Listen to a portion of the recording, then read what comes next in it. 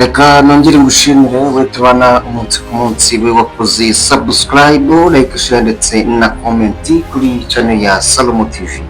Nje ndi Salomo nta kinanira Imana bisanzwe. Aha ni kuri Salomo TV. Ngira ngo kuri screen yawe urimo urahabona umudamu mwiza cyane kabisa wambaye witandiye mu buryo bwa Kiislamu, ariko ndabona ari umuislamukazi, umuyisilamukazi witandiye muri jiribabu itukura nziza cyane na marineti z'umukara na keru. Uyu mudamu wakoroza ngo ninde? Uyu mudamu ni Perezida Samia Suluhu Hassan, ni muntu ni perezida w'igihugu cya Tanzania. Ubu ngubu tuvugana amaze iminsi mike cyane arahiriye kuba perezida kuri manda ye ya kabiri. Ni manda yasimbuyeho uwitwa Pombe Magufuli. Bose ubu ngubu akaba ari umudamu uyoboye iki gihugu ku buryo bwiza cyane. Abantu benshi bagerageje kutabyumva, ariko n'ubundi aranze arakiyoboye. Bamwe bakoze imyigaragambyo, abandi batwika amahoteli n'ibindi barimo bamurwanya, ariko hamwe n'Imana arashima Imana ko ayoboye Tanzania.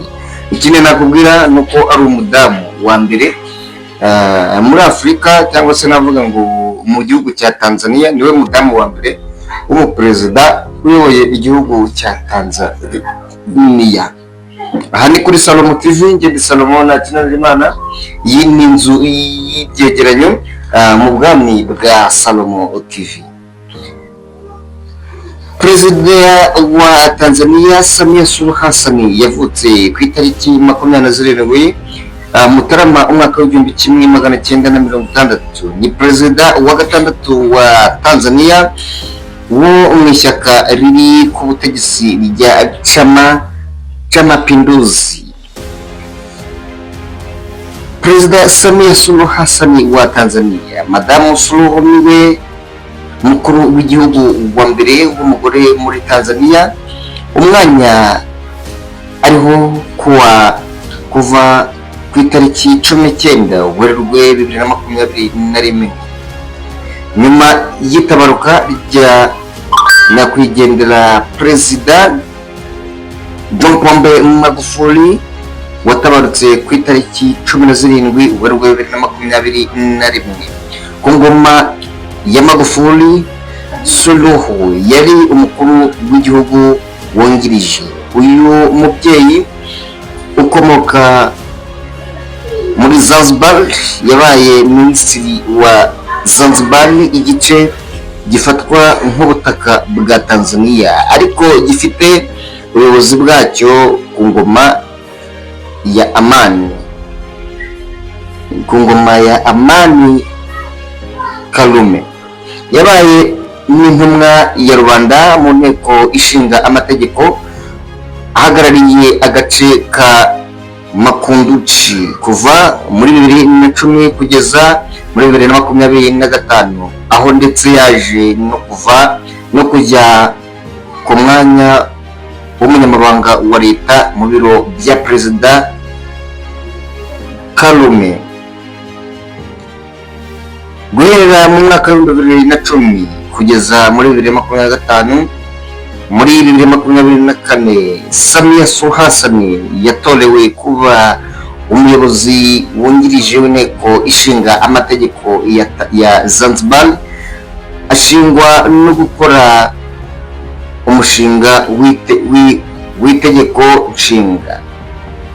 Amasani amashuri yisumbuye Samia Suluhu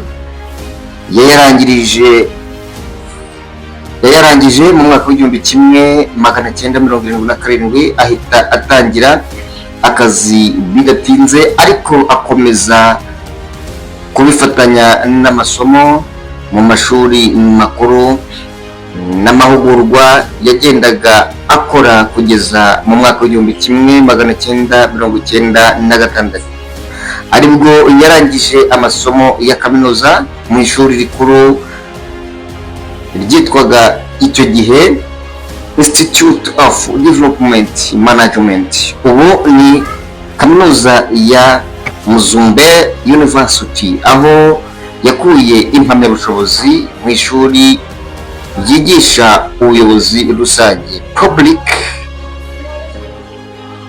administration hagati y'umwaka w'igihumbi kimwe magana cyenda mirongo icyenda na kabiri n'igihumbi kimwe magana cyenda mirongo icyenda na kane. Samia Suluhu Hassan yakurikiye amasomo kuri kaminuza ya Manchester UK, ahavana impamyabushobozi mu by'ubukungu. Muri 2025 yabonye impamyabushobozi y'icyiciro cya gatatu cya kaminuza mu bijyanye n'iterambere ry'ubukungu bw'abaturage. Amasomo yakurikiye muri gahunda ihuriweho na kaminuza yo muri Tanzania yitwa Open University of Tanzania na kaminuza yo mu Bwongereza yitwa Southern New Hampshire University. Ubuzima bwa politiki. Mu mwaka w'ibihumbi bibiri Samia Suluhu Hassan nibwo yatangiye inzira yo kwinjira muri politiki, kuko muri uwo mwaka aribwo yatorewe umwanya wihariye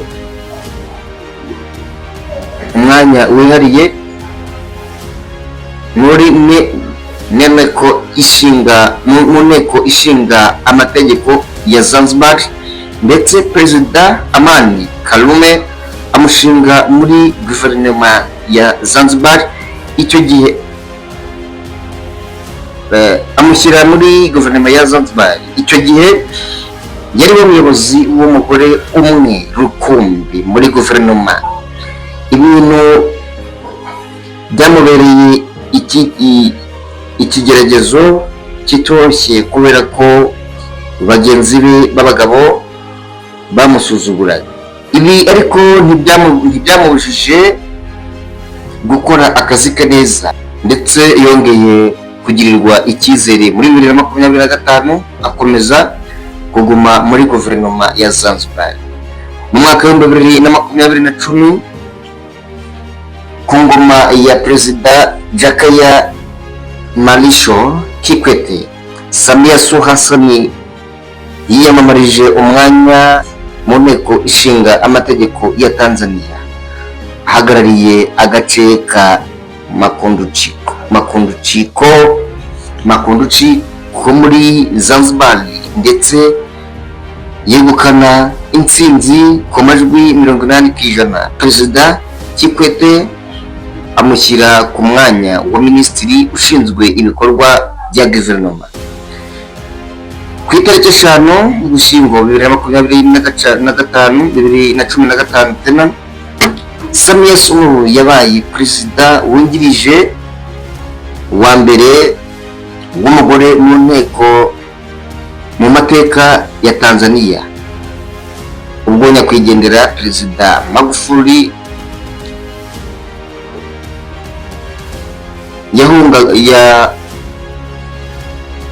yegukanaga intsinzi yo kuyobora igihugu, ndetse bombi bongera kugirirwa icyizere n'abaturage muri manda ya kabiri mu matora yo kuwa 28 Ukwakira 2020. Ku itariki 17 Werurwe 2021 Samia Suluhu Hassan Vice Perezida wa Tanzania niwe watangaje inkuru y'incamugongo ibika urupfu rwa Perezida Magufuli wazize uburwayi nyuma y'iminsi myinshi yari amaze atagaragara mu ruhame. Samia yarahiriye kuyobora Tanzania ku itariki 19 Werurwe 2021, akaba ari we mukuru w'igihugu wa mbere w'umugore mu mateka ya Tanzania, akaba Zanzibar wa kabiri uyoboye Tanzania n'umuyisilamu kazi wa gatatu ubaye perezida wa nyuma ya Ali Hassan Mwinyi na Jakaya Kikwete. Byarushaho rero by'akarusho rero Samia Suluhu Hassan ubu niwe mukuru ntunge. By'akarusho rero Samia Suluhu Hassan umwe mu bakuru b'ibihugu b'abagore bibiri bari ku buyobozi hamwe na Charles Walker Zewde wa Ethiopia. By'akarusho rero Samia Suluhu Hassan ubu niwe mu bakuru b'ibihugu b'abagore babiri bari ku buyobozi hamwe na Sahle-Work Zewde wa Ethiopia. Aka gahigo ubundi kari gafitwe na Ellen Johnson Sirleaf wabaye perezida wa mbere w'umugore ku mugabane wa Afurika ubwo yatorerwaga kuyobora Liberia nka perezida wa 24 kuva muri 2006 kugeza muri 2018. Reka gushimire wewe wabanye natwe muri iki kiganiro cy'iminota itari myinshi cyane kandi itari na mike. Twavugaga ku mateka ya perezida Samia Suluhu Hassan, akaba ari perezida w'umudamu cyangwa se w'umugore wa mbere mu gihugu cya Tanzania, by'umwihariko ku mugabane wa Afurika. Ni ibintu bidasanzwe cyane ariko ndizera ndashidikanya ko ni ibintu bibaho na hano mu gihugu cy'u Rwanda. Ndizera ko na perezida wa Repubulika y'u Rwanda Paul Kagame His Excellency ari we muntu wavuze ko abadamu cyangwa se washyizeho ubuvugizi bw'abagore cyangwa se ko abadamu nabo bakwiye kujya mu buyobozi.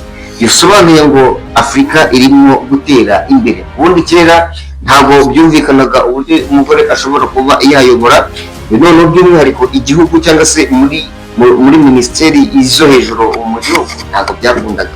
Kora subscribe, like, share ndetse na comment ahangaha kuri Salomo TV. Ikindi Salomo nta kinanira Imana. Aha ni mu nzu y'ibyegeranyo mu bwami bwa Salomo TV. Murakoze, Imana ibare.